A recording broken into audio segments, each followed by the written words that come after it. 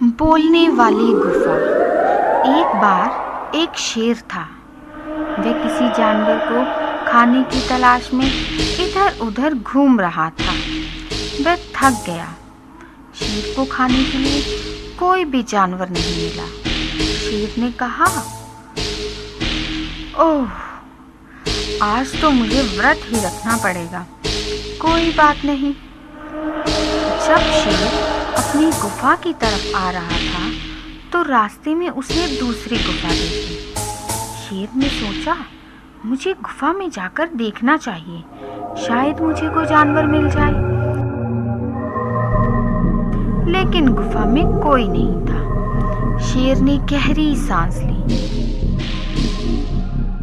उसने एक उपाय सोचा। उसने सोचा, सूर्य अस्त होने वाला है। इस गुफा का मालिक अवश्य ही आने वाला होगा। मैं स्वयं को गुफा में छुपा लेता हूँ। मुझे बिना किसी मेहनत के खाने को जानवर मिल जाएगा।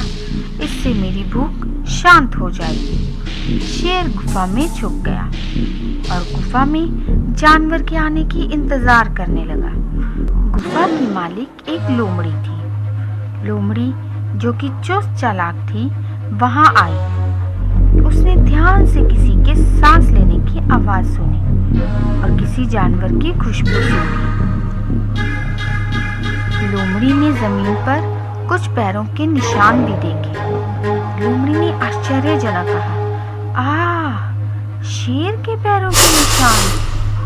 लोमड़ी ने सोचा, ये पैरों के निशान गुफा के अंदर तक तो जा रहे हैं, लेकिन बाहर को नहीं आ रहे। इसका मतलब ये है कि शेर गुफा में मेरे प्रवेश करने का इंतजार कर रहा है। ये तो अच्छा हुआ कि मैं देर से नहीं आई। अगर मैं देर से आती तो मैं पैरों के निशान नहीं देख पाती। लोमड़ी ने एक योजना बनाई। उसने कहा, अरे गुफा, अरे गुफा। ये कहकर वे कुछ पलों के लिए शांत हो गई। दोबारा से उसने कहा, अरे गुफा, अरे गुफा, तुम आज कुछ बोल क्यों नहीं रही हो? हर रोज तुम मेरा स्वागत करते हुए कहती हो, स्वागत है मित्र, तुम कैसे हो? शेर ने सोचा, गुफा लोमड़ी का जरूर इसी तरह स्वागत करती होगी। मेरे डर से ये कुछ बोल नहीं रही है। मुझे ही बोलना चाहिए। लोमड़ी ने दोबारा कहा, अरे गुफा, अरे गुफा। शेर ने जवाब दिया, स्वागत है मित्र, तुम कैसे हो? चूंकि शेर की आवाज बहुत भयंकर थी, सारी गुफा उसकी आवाज से गूंज उठी। जंगल के सारे जानवर उसकी गर्जना सुनकर डर गए। शेर ने सोचा, अब लोमड़ी प्रवेश करे। लेकिन लोमड़ी ने कहा, अरे शेर, क्या कभी गुफा भी बोल सकती है? अलविदा। शेर गुफा से बाहर आया। उसने लोमड़ी को उसे मूर्ख बनाकर भागते हुए देखा।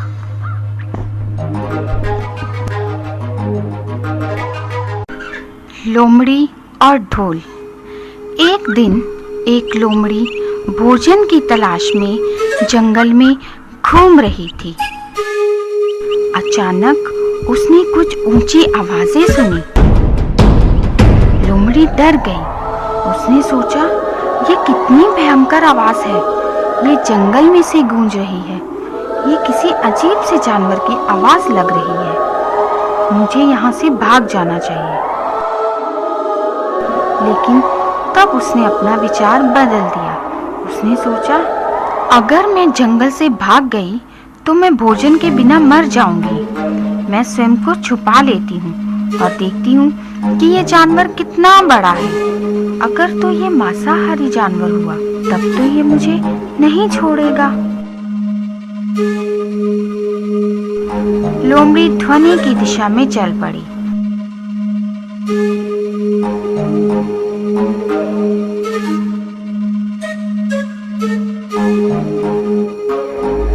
और उसने एक पेड़ के नीचे एक बड़ा ढोल देखा।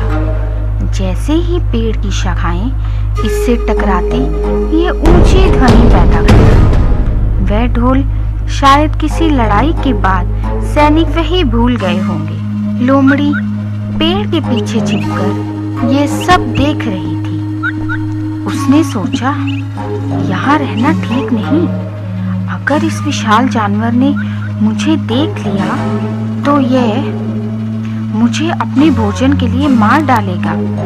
अब मुझे ये जंगल छोड़कर चले ही जाना चाहिए। लोमड़ी ने दोबारा सोचा, ये जंगल तो मेरा घर है, मैं अपना घर क्यों छोड़ूं?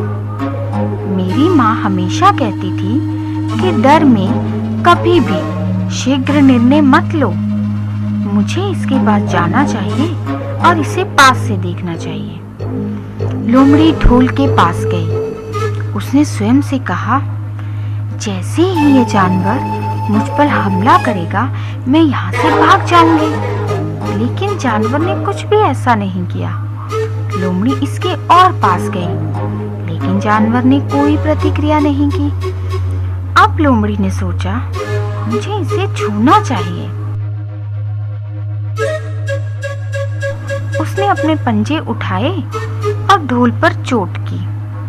ध्वनि पैदा हुई और सारा जंगल इस ध्वनि से गूंज उठा। लोमड़ी पीछे को हट गई। ये दोबारा इसके नजदीक गई। अब ये डरी हुई थी। उसने सोचा, ये जानवर कितना बड़ा है, इसकी चमड़ी कितनी सख्त है, ये बहुत ही गुद्देदार होगा। लोमड़ी के मुंह में पानी आ गया। लोमड़ी इसके ऊपर चढ़ गई और इसे काटने की कोशिश करने लगी। लेकिन ढोल का चमड़ा इतना सख्त था कि इसे काट पाना बहुत मुश्किल था। लोमड़ी हैरान हो गई। लोमड़ी ने स्वयं से कहा, इतना बड़ा जानवर और इतना असहाय, ये मेरा हमला भी बर्दाश्त नहीं कर सकता। बेचारा जानवर।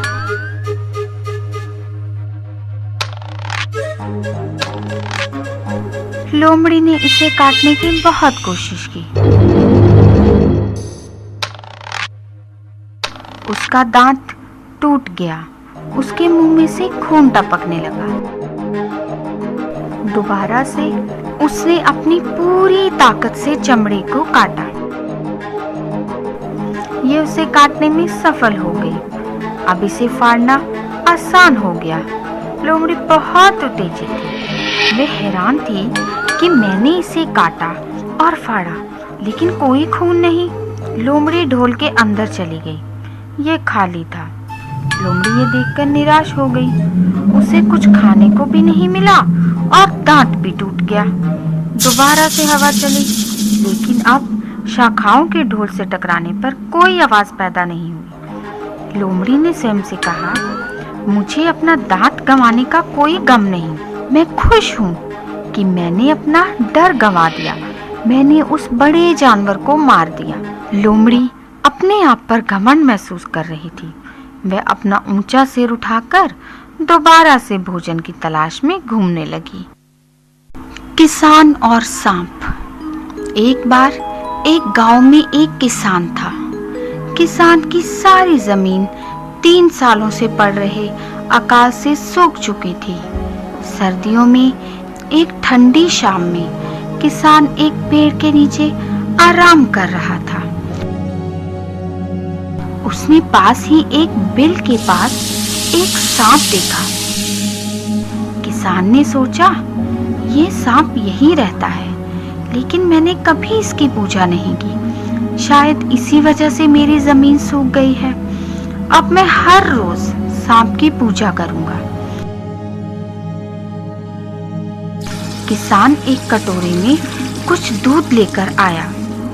उसने उसे बिल के पास रख दिया और कहा, हे सर्प देवता, मैं नहीं जानता था कि तुम यहाँ रहते हो, इसलिए मैंने तुम्हारी पूजा कभी नहीं की। कृपया मुझे क्षमा कर दीजिए, लेकिन अब मैं हर रोज आपकी पूजा करूंगा। किसान ने सांप को दूध पेश किया और अगली सुबह उसे कटोरे में से चमकदार चीज मिली। यह सोने का एक सिक्का था। अब हर रोज किसान सांप को दूध पेश करता और एक सोने का सिक्का प्राप्त करता। एक दिन किसान दूसरे गांव गया था। उसने अपने बेटे को सांप को हर रोज दूध देने के लिए कहा। उस शाम उसका बेटा सांप को दूध देने के लिए गया।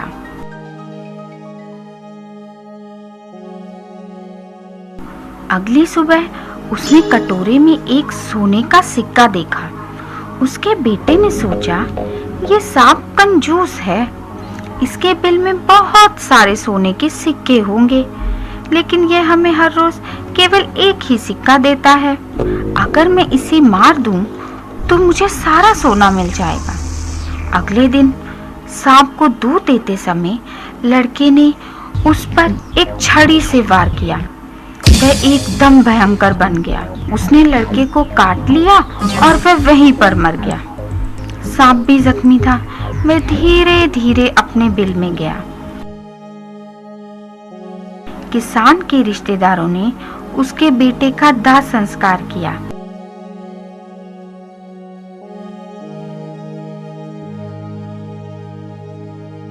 जब किसान लौटा, वह बहुत नाराज हुआ। उसे सांप पर गुस्सा आया।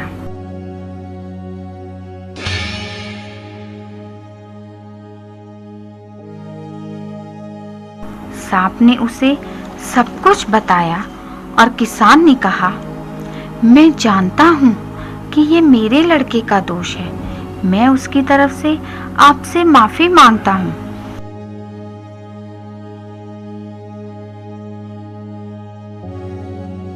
किसान ने उसे कुछ दूध दिया और दोबारा कहा, कृपया मेरे बेटे को माफ कर दीजिए। सांप ने कहा, उन लकड़ियों के ढेर और मेरे सिर को देखो। ये ना तो तुम्हारे बेटे का दोष था और ना ही मेरा। स्थिति ही कुछ ऐसी थी। भाग्य के आगे हम सब असहाय हैं। बंदर और मगरमच्छ। एक बार एक सुंदर झील के किनारे एक जामुन का पेड़ था। एक बंदर उस पेड़ पर रहता था, जो कि पके जामुनों से भरा हुआ था। वह अपना सारा समय कूदने और अलग अलग पेड़ों के फल चखने में बिताता था। झील में एक मगरमच्छ रहता था। दोनों पक्के मित्र थे। हर रोज बंदर मगरमच्छ को पके जामुन देता और वह इसे मजे से खाता। वह बहुत से जामुन खाता और कुछ अपनी पत्नी के लिए ले जाता और वह भी जामुन बड़े मजे से खाती। हर रोज वह मीठे जामुनों के लिए मगरमच्छ का इंतजार करती। एक दिन उसकी पत्नी ने सोचा, बंदर हर रोज मीठे जामुन खाता है, इसलिए उसका दिल भी इतना ही मीठा होगा। मेरा तो उसका दिल खाने की तमन्ना है। इसलिए उसने मगरमच्छ से कहा, मैं बंदर का दिल खाना चाहती हूँ। मगरमच्छ ने कहा, ये तुम क्या कह रही हो? बंदर मेरा मित्र है, मैं ऐसा सोच भी कैसे सकता हूँ? उसकी पत्नी को गुस्सा आ गया। उसने कहा, तुम्हारा मित्र तुम्हें मुझसे अधिक प्रिय है। मगरमच्छ ने कहा, ऐसा नहीं है, मैं तुम्हें खुद से ज्यादा चाहता हूँ। मगरमच्छ ने अपनी पत्नी को समझाने की बहुत कोशिश की, लेकिन वह नहीं मानी। उसने कहा, मैं तुमसे बात नहीं करूंगी जब तक तुम मेरे लिए बंदर का दिल नहीं लाओगे। मैं तब तक कुछ नहीं खाऊंगी और पीऊंगी जब तक मुझे बंदर का दिल नहीं मिलेगा। मगरमच्छ उसे नहीं समझा सका। उसने सोचा, मुझे बंदर का दिल लाना ही होगा। वह बंदर की तरफ तैरने लगा और उदास चेहरे से पेड़ के नीचे उसकी इंतजार करने लगा। बंदर ने जामुन तोड़े और मगरमच्छ की तरफ फेंक दिए। उसने कहा, तुम आज देर से क्यों आए हो? मगरमच्छ ने कोई उत्तर नहीं दिया और जामुनों की तरफ देखा भी नहीं। बंदर ने पूछा, क्या समस्या है? तुम उदास क्यों हो? मगरमच्छ ने कहा, मेरी बीवी का आज मुझसे झगड़ा हो गया। तुम हमेशा मुझे जामुन देते हो, इसलिए वे ये जानना चाहती है कि मैंने तुम्हें कभी दोपहर के खाने पर क्यों नहीं आमंत्रित किया। उसने धमकी दी है कि वह तब तक कुछ भी नहीं खाएगी और पिएगी जब तक कि मैं तुम्हें दोपहर के खाने पर आमंत्रित नहीं करूंगा। बंदर ने कहा, मेरे लिए तुम्हारे घर में आना संभव नहीं है। तुम पानी में रहते हो और मैं धरती पर। मगरमच्छ ने कहा, झील के मध्य में एक टापू है, हम वहां रहते हैं। अगर तुम मुझ पर सवार हो जाओ तो मैं जल्दी से टापू की तरफ तैरकर तुम्हें ले जाऊंगा। बंदर ये सुनकर खुश हो गया। उसने सोचा, चलो मुझे मगरमच्छ की सवारी का मजा लेने दो। बंदर ने कहा, ये ठीक है, चलो अभी चलते हैं। बंदर मगरमच्छ की पीठ पर बैठ गया और मगरमच्छ तेजी से तैरने लगा। रास्ते के मध्य में मगरमच्छ ने सोचा, अब मुझे बंदर को सच बता ही देना चाहिए। मगरमच्छ ने कहा, तुम भगवान को अंतिम बार याद कर सकते हो। बंदर उदास हो गया। उसने पूछा, तुम ऐसा क्यों कह रहे हो? मगरमच्छ ने उत्तर दिया, मेरी पत्नी तुम्हारा दिल खाना चाहती है, इसलिए मैं तुम्हें उसके पास लेकर जा रहा हूँ। बंदर डर गया और वे मगरमच्छ से बचकर कूदना चाहता था, लेकिन वे कहाँ जा सकता था? चारों तरफ पानी ही पानी था और उसके पास कोई दूसरा रास्ता भी नहीं था। लेकिन जल्दी ही उसे एक तरकीब सूझी। उसने कहा, तुमने ऐसा पहले क्यों नहीं बताया? मगरमच्छ ने पूछा, क्यों? मगर बंदर ने कहा, मैंने अपना दिल पेड़ पर छुपा रखा है। अगर तुम मुझे पहले बता देते तो मैं उसे साथ लेकर आता। मैं अब दिल के बिना क्या करूं? मगरमच्छ मान गया और वह पेड़ की तरफ तेजी से तैरने लगा। बंदर उदास था और जैसे ही वह किनारे पर पहुंचा, बंदर कूदकर पेड़ पर चढ़ गया। वह खुशी खुशी शाखा पर बैठ गया। मगरमच्छ ने कहा, क्या तुम्हें तुम्हारा दिल मिल गया? जल्दी आओ, हमें देर हो रही है। बंदर ने कहा, अरे मूर्ख, क्या तुम इतना भी नहीं जानते कि दिल शरीर के अंदर होता है? बंदर ने जामुन खाना शुरू किया और उसके बीज मगरमच्छ पर फेंकने लगा।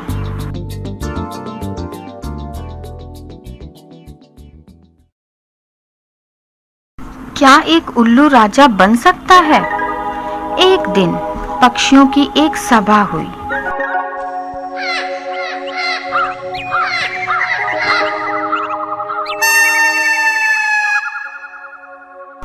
मोर ने कहा, ऐसा लगता है जैसे हमारा कोई राजा नहीं। हंस ने कहा, चील हमारा राजा है, तब तुम्हें ऐसा क्यों लग रहा है?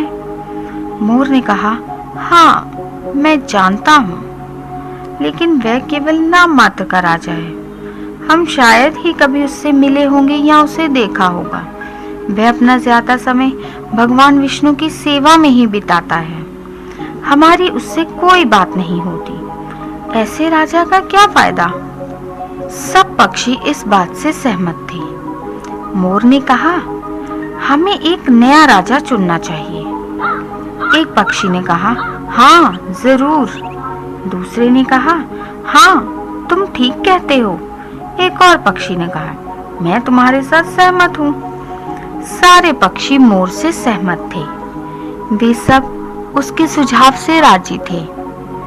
मोर ने कहा, मेरे विचार से उल्लू को अपना नया राजा चुना जाए। उसका चेहरा भयंकर है, वह किसी भी दुश्मन को डरा सकता है। सब पक्षी उल्लू को नया राजा चुनने को तैयार हो गए। अब ये तय हो चुका था कि उल्लू को नया राजा बनाया जाएगा। एक बड़ा सा ताज बनाया गया और सब नदियों से पानी लाया गया।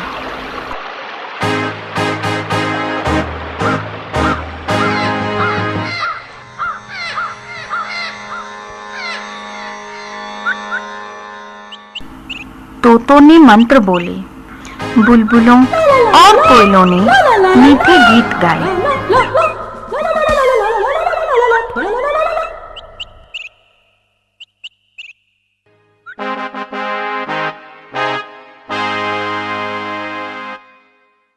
अब उल्लू को ताज पहनाने का समय आ गया।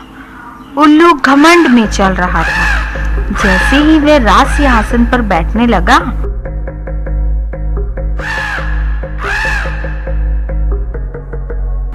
उसने कोई की आवाज सुनी। कौवा कांय कांय कर रहा था।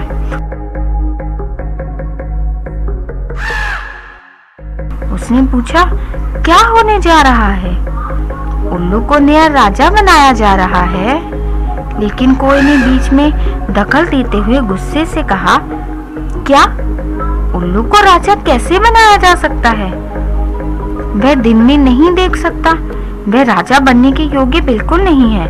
उल्लू क्रोधित हो उठा।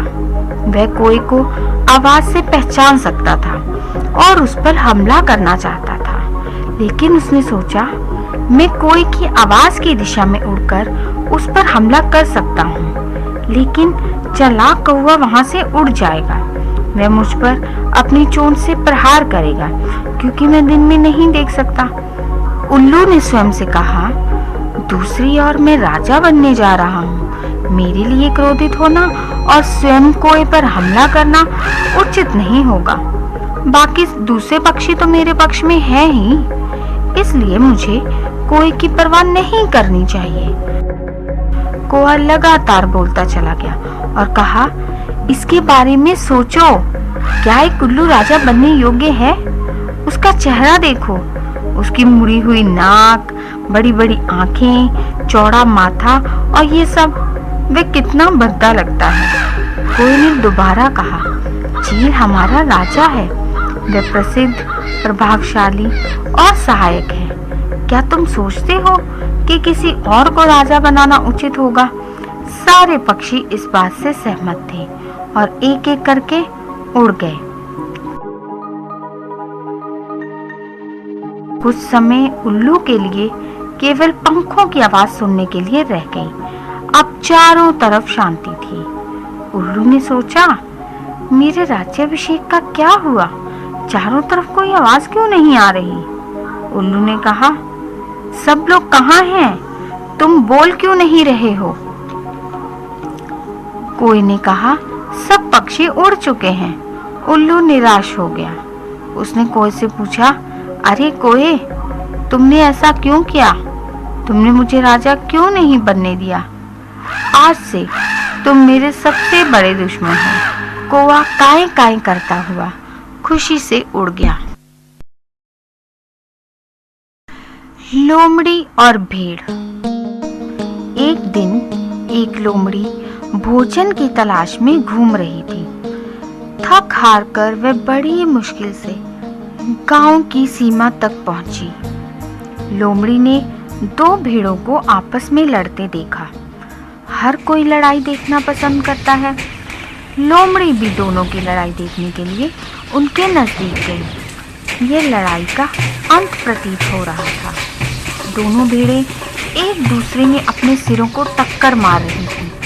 वे आगे जाती, फिर पीछे आती और फिर एक दूसरे के सिरों से सिर टकराती। लोमड़ी को बहुत मजा आ रहा था। उसने सोचा, अगर ये दोनों भेड़ें इसी तरह लड़ती रही तो अवश्य ही दोनों में से एक तो मर ही जाएगी और मुझे खाने के लिए पर्याप्त भोजन मिल जाएगा। लोमड़ी ये सोच रही थी और दोनों भेड़ें लगातार लड़ रही थी। लोमड़ी ने ताजे खून की खुशबू सूंघी। उसके मुंह में पानी भर आया। अब वे और भी भयंकर तरीके से लड़ने लगी। जमीन पर खून की बूंदें टपक रही थी। लोमड़ी वे ताजा खून चाटना चाहती थी। लोमड़ी दोनों भेड़ों के पास गई। उसने जमीन पर पड़े खून को देखा। उसने सोचा, ताजा खून कितना व्यर्थ जा रहा है, मुझे इसे चाट लेना चाहिए। दोबारा से भेड़ों ने एक दूसरे के सिरों में सिर टकराए। जैसे ही वे टक्कर के बाद पीछे जाती, लोमड़ी वहां आती, खून को चाटती और जल्दी से वापस अपनी जगह पर पहुंच जाती। भेड़ों ने आपस में सिर टकरा टकरा कर जमीन पर बहुत सा खून बहा दिया था। दोबारा से लोमड़ी खून चाटने के लिए वहां आई और दोनों भेड़ें आगे को दौड़ी और लोमड़ी के सिर से जा टकराई। लोमड़ी बेहोश होकर गिर पड़ी और मर गई। मरी हुई लोमड़ी को देखकर दोनों भेड़ों ने लड़ाई रोक दी और वहां से चली गई। नहीं, मैं गाऊंगा। एक बार एक गधा गाने का शौकीन था। उसकी आवाज अच्छी नहीं थी और हर कोई उसे गाने से रोकता था, लेकिन वह किसी की नहीं सुनता था। वह हमेशा कहता, नहीं, मैं गाऊंगा। गधा दिन में काम करता और रात को घूमता था, लेकिन उसे सुबह घर लौटना ही पड़ता था। जंगल में घूमते घूमते गधा और लोमड़ी अच्छे दोस्त बन गए। लोमड़ी खुश थी क्योंकि गधा हमेशा खेत की दीवार तोड़ देता और दोनों मजे से ताजे और पके हुए कद्दू खाते। दोनों सुबह को अलग अलग चले जाते। वे हर रात मिलते और खेतों में मजा करते। एक रात गधे ने आकाश की तरफ देखा। उसने कहा, पूरे चांद की तरफ देखो, इसकी चांदनी कितनी प्यारी है, वातावरण कितना सुहावना है, मैं तो गाना चाहता हूँ। लोमड़ी ने कहा, अरे मूर्ख, हम किसी दूसरे के खेतों में घुसकर उसकी फसलें खा रहे हैं। चोरी करते हुए तुम कैसे गा सकते हो? गधे ने कहा, रात को हमें कोई नहीं देखेगा, सब लोग सो रहे हैं, मैं एक अच्छा गाना गाऊंगा। तुम मुझे बताओ कि मुझे क्या गाना चाहिए? लोमड़ी ने गुस्से से कहा, अरे मूर्ख, तुम्हारे पास कोई दिमाग नहीं। अगर तुम गाओगे तो चौकीदार जाग जाएगा, वह जरूर हमें पीटेगा। गाओ मत और मीठे कद्दुओं को खाने का मजा लो। गधे ने कहा, तुम तो एक जंगली जानवर हो, तुम गीत और संगीत के बारे में क्या जानो? अब मैं एक अच्छा गीत गाऊंगा, मेरा गीत सुनना और मेरी आवाज की तुलना मीठे कद्दुओं से करना। लोमड़ी ने कहा, तुम्हें गाना है तो गाओ, लेकिन मुझे इस खेत से जाने दो, मैं चौकीदार पर नजर रखूंगी। तब तक तुम गाना शुरू मत करना, जब तक मैं बाहर ना चली जाऊं। लोमड़ी खेत से चली गई। गधा ऊंची आवाज में गाने लगा, आहा, ओहो। चौकीदार जाग गया और वह अपने हाथ में छड़ी लेकर गुस्से में खेत की ओर दौड़ा। उसने गधे को पकड़ा, पीटा और गधा जमीन पर गिर पड़ा। चौकीदार ने उसके गले में एक लकड़ी का फ्रेम डाला और उसे बहुत बुरी तरह पीटा। गधा दर्द से करा रहा था और कुछ समय बाद वह उठा और खेत से बाहर चला गया। लोमड़ी ये सब देख रही थी। उसने कहा, बहुत अच्छा दोस्त, सचमुच तुम तो एक महान गायक हो। चौकीदार ने तुम्हारी गायकी से खुश होकर तुम्हें उत्साहित किया है और तुम्हारे गले में एक तगमा डालकर तुम्हें सम्मानित भी किया है। गधा दर्द से करा रहा था, लेकिन वह अभी भी गा रहा था, आहा, ओहो।